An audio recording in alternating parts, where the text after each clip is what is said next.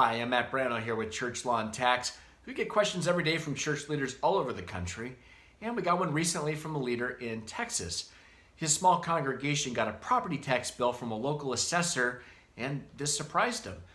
Now, in general, churches that meet certain qualifications and criteria are exempt from federal taxes, and this is automatic. There's no application required. As long as those qualifications and criteria are met under the Internal Revenue Code, the church is considered exempt from federal income taxes. And once that's established, it stands to reason the church is usually also exempt from state income taxes. But there are other kinds of taxes that a church might face, and there's different processes that are involved. And that typically happens at the local level, and that's where property taxes come into play. First and foremost, churches need to realize that with property taxes, there is a process involved, and that involves an application.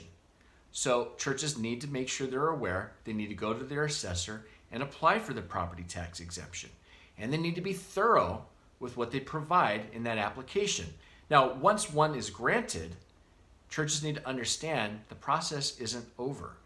There is a renewal that needs to be done, usually on an annual basis, maybe on a semi-regular basis, but either way, it does need to be done on a periodic basis, and the assessor will give you information on how to do that. Now, you may at some point encounter an actual property tax bill even when you're exempt, like this church in Texas did.